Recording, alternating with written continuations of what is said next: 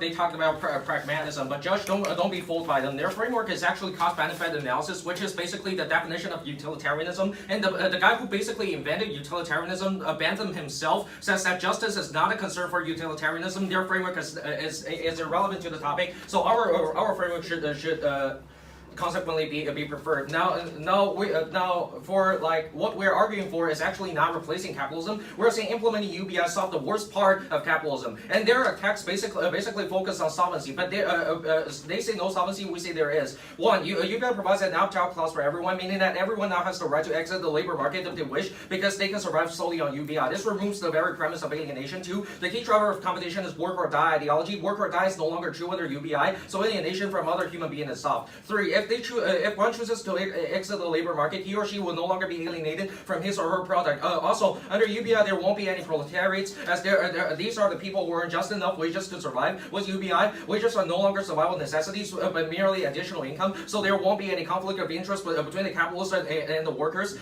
Four, UBI makes all work voluntary, as it removes the survival pressure, restores work as the source of human self-definition and human freedom. Five, UBI's unconditionality means that it is accessible to everyone, doesn't contain paternalistic behavior or regulations, and no longer has invasive inspections that constitute structural violence in a welfare state. So basically, they have no specific response to any of these links. Now, they say more freedom, but that's not true, because in our case, we already stated that welfare state is intrusive and paternalistic. It regulates who gets the benefits and who doesn't. It regulates how you can spend the money and the benefits. So basically, there's no freedom. They don't solve poverty, because we already stated that structural violence still exists in the status quo, and it kills 18 million lives a year. So basically, that doesn't stand as well. They say infeasible. We say UBI is feasible. According to Jason Hickel, professor of anthropology at the London School of Economics, 2017, the basic income is far from impossible. In fact, research indicates that it might be easier to implement than other social policies. Even in the U.S., leading policymakers, including former Republican secretaries of the state, have put forward a carbon tax and dividend proposal. The idea of basic income has broad and growing support from high-profile figures. And cash transfers don't cause inflation. Empirical evidence proves, according to Dylan Matthews at Vox 2017, new research on the program in Mexico strongly suggests that given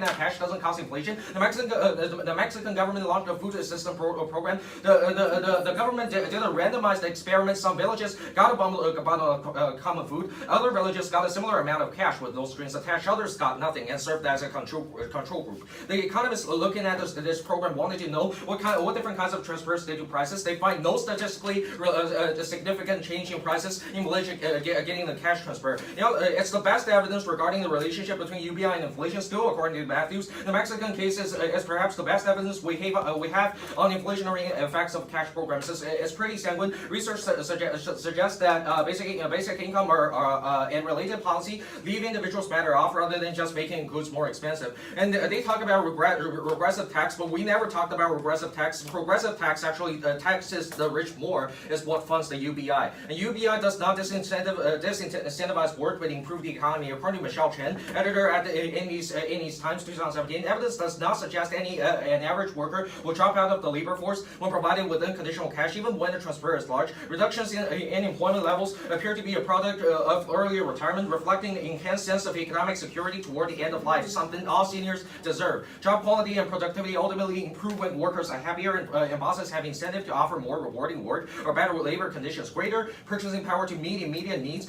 could stimulate the economy. And also they mentioned Canada. I will address that in Crossfire. Thank you.